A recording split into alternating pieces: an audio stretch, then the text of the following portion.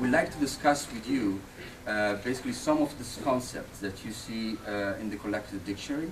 So we'd like to keep the idea of more like a conversation that will be led by them, because this is very much reflecting on how we worked in this last year. It was more or less the same. Now, of course, today we have a big number of people, but usually this is the ways in which we try to redefine these concepts, usually inviting also people from outside.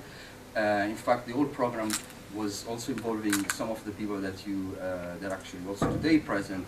They were kind of contributing to the program itself. I want just to give a quick basic information about Campus and Camps. The last year we spent here. We are 15 participants coming from 4 different camps from Bethlehem and the Hebron area, which are the Heisha camp, the Jibrin camp, Arub and Fawar. Our interventions, or the philosophy of our interventions, will be introduced to you by the discussions with the participants. But I want to now to jump to the very fundamental issue for me, which is the kind of representation that Alessandro just talked about, and which is one aim, or the major aim of Campus and Camps as well. I think, and we all the participants are refugees and basically living in the camps, and we know that the way refugees used to talk about their issue or to narrate their story, it's the same issue since the Nakba. No changes happened over this way. This way of representation or narration was always and still being characterized by being or showing the refugees as the poor person, the victim, the one who is weak and always need help from others. But no one tend to narrate our story on a strength-based way of narration. How we could represent ourselves as refugees within the Palestinian cities or villages or other Palestinians who are not refugee, to save our right of return and to save our exceptionality in the political way, in the political representation. So it's the narration. It's about also, if we want to connect it with the citizenship, when this term, it provoked me to study it more, and I read a lot of the ancient definitions for citizenship and what the people wrote about it. I just want to connect it with my situation, that there they are mentioned about what's the connection between us as the Palestinians, even if we are not a refugee, with the citizenship. It's nothing. I didn't feel it, even I don't find any practical example for practicing citizenship. So here we find that we are putting a lot of question marks, that we are studying it. As a result of the collective learning and the unlearning process, we produce the real knowledge, the knowledge that comes from inside, not from outside. And what we mean by that, to look to ourselves as a source of meaning, and from this meaning we create and define the definition according to our experience and our life here in the camp. This knowledge that comes as a result of the connection between the person and his situation and his reality. And this person must participate and share in this creation of this definition, that, like what I told you, it should be related to his experience and his situation. And one of the questions that we ask throughout the workshop, that why the Palestinian or why the person in Palestine and the person in Europe, they study the same definition and the same knowledge, but the situation is different. And maybe the knowledge that will be suitable here will not be suitable outside. Why that I should build my life according to your definition, for example, or your knowledge. Why I didn't create my knowledge that will be suitable for my life. Why the Palestinian farmer will spend more than 25 years working in his land? Why he need a certification as an evidence that he have a knowledge in working in his land? So what we did here, it's more like exchange in the experience and the knowledge that come from their personal experience and from our understanding to the reality of our situation. The idea here is not, we're not looking to critique, to criticize, or to critique to anyone, or to affect to anyone. We're just trying to contribute to a different way of knowledge.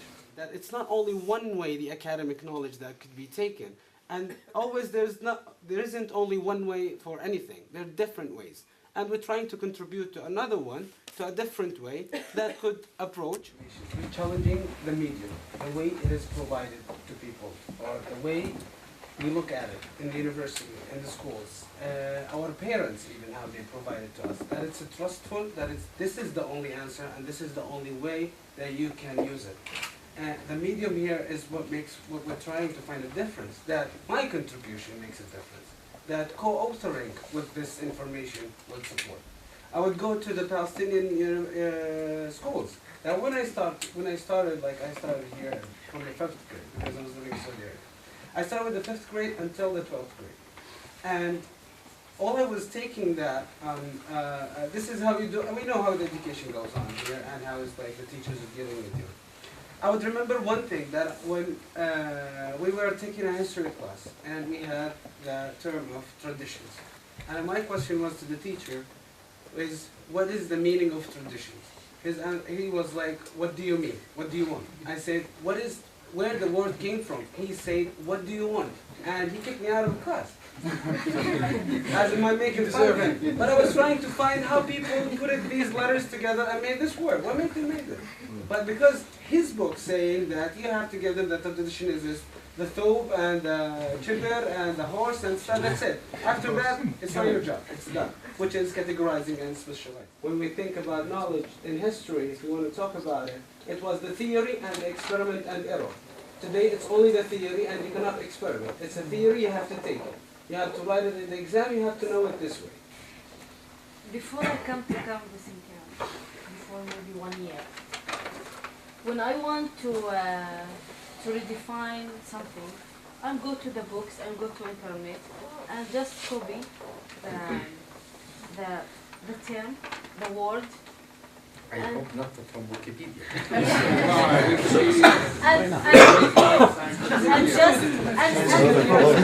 and try and read about the term. From Wikipedia. Read about the term. But when we start to work about, we want to redefine the word.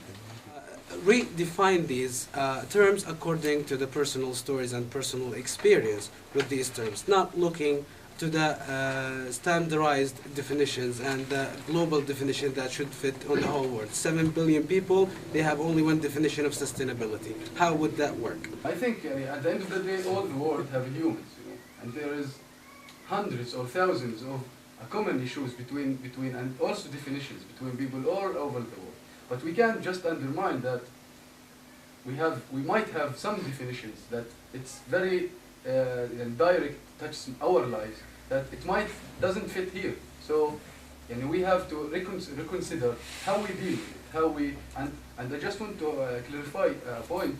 And I wrote about knowledge, sustainability, and responsibility. Maybe it's the most important is not what I wrote about this, but the medium itself that I wrote. How you define the terms is like how you value yourself, your reality, your life, and how you connect it together into this term. And your value is about your contribution, and your contribution would change with the changing of your understanding and the value of the term to yourself, which is connected to your reality. So it's changeable, and it's not ideal. We're not closing ourselves inside these terms and inside this knowledge. We follow something we call neighboring. And neighboring in Arabic, we call it mujawara, which very much 15 participants sit together with also architecture, whatsoever really gets to campus and camps, and we discuss something, and that's how we very much produce the knowledge of campus and camps.